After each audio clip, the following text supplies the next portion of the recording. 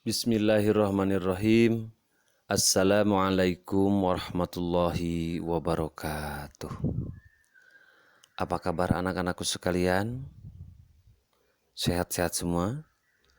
Alhamdulillah, alhamdulillah. Semoga kita semua selalu diberi kesehatan dan perlindungan oleh Allah Subhanahu wa Ta'ala. Amin ya Allah ya Rabbal Alamin.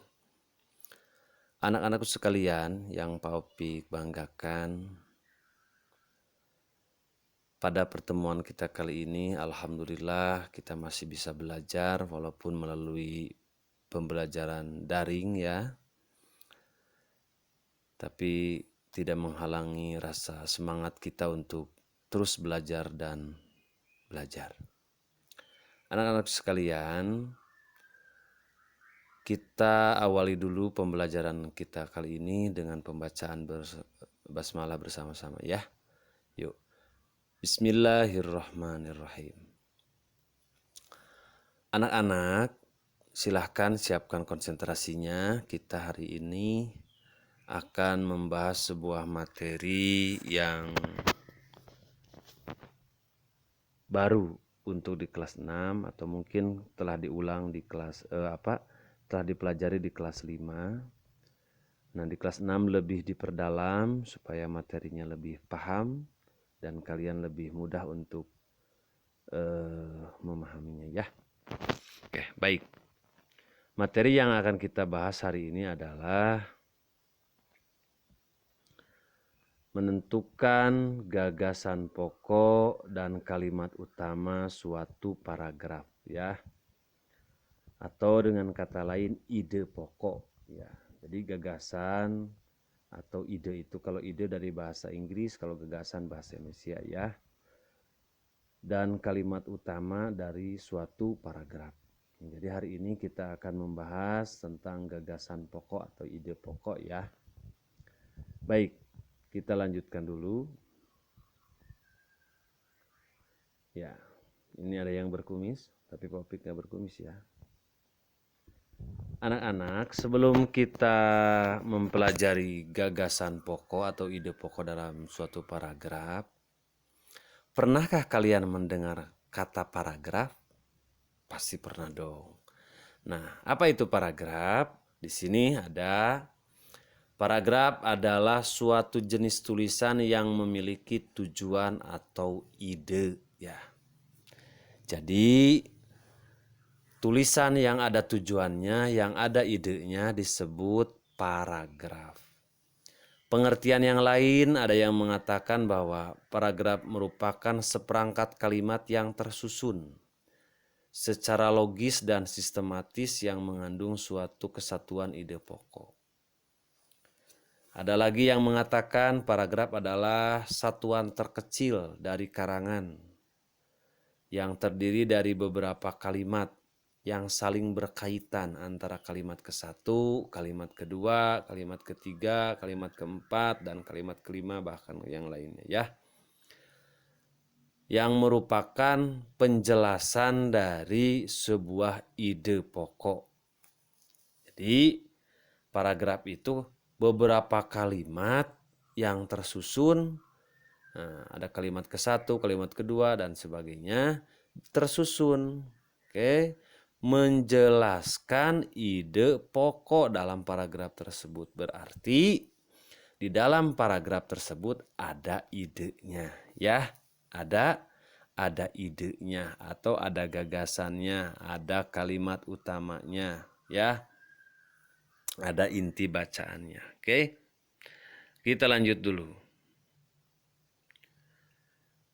Ide pokok atau gagasan pokok paragraf adalah, apa itu ide pokok? Berarti gagasan yang menjiwai suatu paragraf. Atau bisa dikatakan juga gagasan pokok paragraf itu adalah gagasan yang memerlukan penjelasan dalam suatu paragraf. Dijelaskan kalimat kedua, ketiga, keempat, kelima ya. Oke. Lanjut.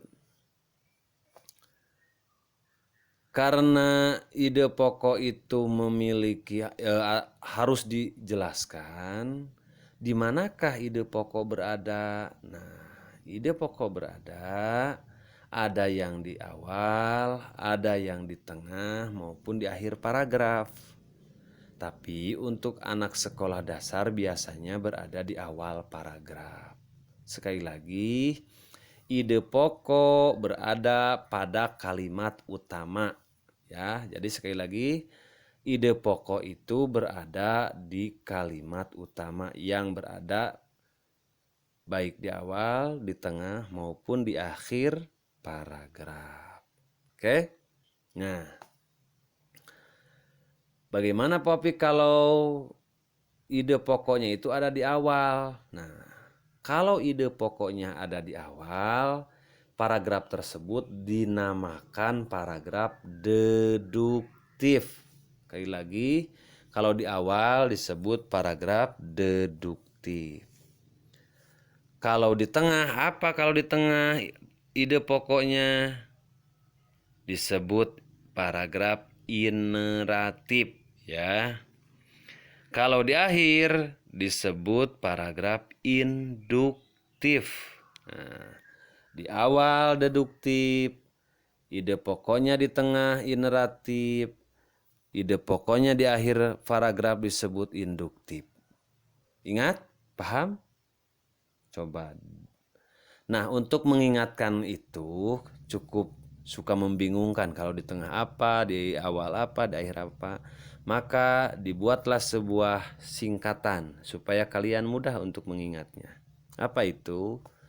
Deau inteng inah. Deau inteng inah. De deduktif, au awal. Berarti kalau deduktif di awal. Inteng berarti innya ineratif, tengnya tengah. Inah induktif di akhir. Paham? Nah, itu jadi deau inteng inah. Ingat itu ya, deau inteng inah. Ya, deduktif di awal, ineratif di tengah dan induktif di akhir, ya. Anak-anakku sekalian, di dalam ide pokok suatu paragraf teh ada istilah-istilah padahal maksudnya hampir sama, ya. Maksudnya hampir sama. Ada 15, bahkan ada 18, ya. Nah, Popik di sini sampaikan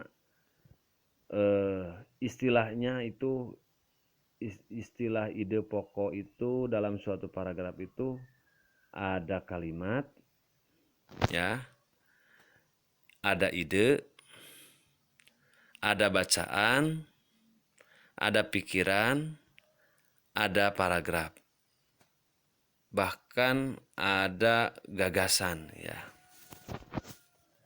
Oke. Satu lagi sebetulnya gagasan di sini. Seharusnya 6, itu berarti yang 18, ya. Baik. Ada utama, ada pokok, ada inti. Jadi istilahnya itu, istilah ide pokok itu, ide itu ada kalimat, ide, bacaan, pikiran, paragraf, atau gagasan yang selanjutnya, ya. Nah, di dalam soal biasanya untuk mengecoh kalian atau mengecoh siswa, tidak ada ide pokok, tapi yang ada kalimat utama. Kalimat utama enggak ada. Kalimat pokok atau inti kalimat. Itu sama-sama saja, ya. Nah, jadi kalau tidak ada ide pokok, yang ada kalimat utama pada sama itu, ya. Nanti kita bedakan masing-masing. Ada kalimat utama, kalimat pokok, atau inti kalimat. Yang kedua, ada ide pokok, ide utama, atau inti ide, ya. Bacaan juga sama, ada bacaan utama, pokok bacaan, atau inti bacaan. Ada pikiran utama, pokok pikiran, atau inti pikiran. Ada paragraf utama, pokok paragraf, atau inti paragraf.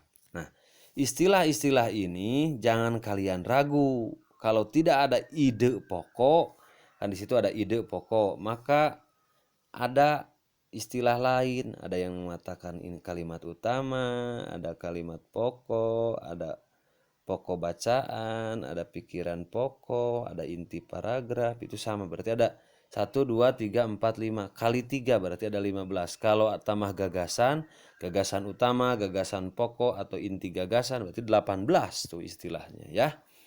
Jadi kalau ada gagasan pokok berarti sama dengan ide pokok. Kalau ada paragraf pokok sama dengan ide pokok. Ada inti pikiran berarti sama dengan ide pokok. Ya, istilah-istilah yang sama ya. Jadi kalian jangan oh kenapa ini memang nggak diajarkan pokok inti pikiran, ada juga ide pokok. Nah, berarti kalian lupa bahwa inti pikiran itu sama dengan ide pokok dalam suatu paragraf ya. Oke. Nah, berarti ada 15 tuh, kalimat utama, kalimat pokok, kalimat inti, ide utama, ide pokok, bahkan ada 18 tambah gagasan ya. Oke, anak-anakku sekalian, ciri-ciri kalimat utama. Satu ya. Ciri-ciri kalimat utama dalam sebuah paragraf atau ciri-ciri ide pokok. Ya. Satu, biasanya berupa kalimat yang lengkap ya, kalimat lengkap yang berdiri sendiri. Lengkap itu apa? Ada subjek, ada predikat, ada objek. Subjek ada yang melakukan, predikat perbuatannya, objek yang merasakan perbuatan si subjek. Sekali lagi, subjek itu yang melakukan, predikat perbuatannya. Apa perbuatannya? Objek yang merasakan perbuatan si subjek. Contoh, saya mengetuk pintu. Siapa yang melakukan? Saya. Apa pekerjaannya? Mengetuk. Siapa yang merasakan ketukan? Pintu. Berarti pintu itu objek ya. Yang kedua, kalimat utama itu mengandung permasalahan yang memerlukan penjelasan lebih lanjut. Jadi kalau tidak dijelaskan orang tidak akan mengerti, maka harus dijelaskan kalimat berikutnya. Contoh kalimat utama, aku membeli baju baru, titik, sampai di situ. Kalau tidak dijelaskan, orang akan mengerti warnanya apa, harganya berapa, belinya di mana. Nah, supaya orang dapat mengerti, dijelaskan lagi, tidak hanya satu kalimat aku membeli baju baru, tapi perlu dijelaskan kalimat-kalimat lain. Maka paragraf itu tadi dikatakan bahwa rangkaian beberapa kalimat tuh. Berarti beberapa kalimat. Oke. Nomor 3, secara umum dapat dibentuk tanpa kata sambung. Ya, tidak ada kata sambung. Oke. Melainkan langsung ya, berdiri sendiri. Jadi tidak ada kata sambung lalu, tidak ya. Di dalamnya itu berdiri sendiri. Aku membeli baju lalu membeli sepatu. Itu salah. Harusnya dipisah. Aku membeli sepatu dan baju misalkan ya. Kata sambungnya tanpa kata sambung biasanya. Tapi dijelaskan di kalimat lain nanti.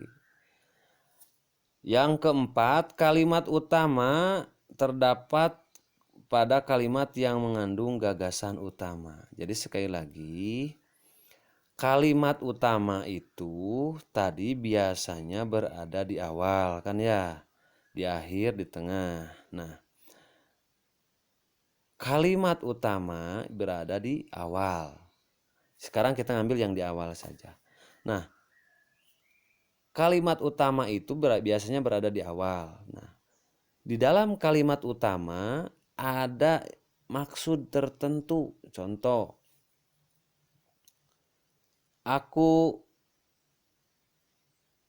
belajar di rumah sendiri.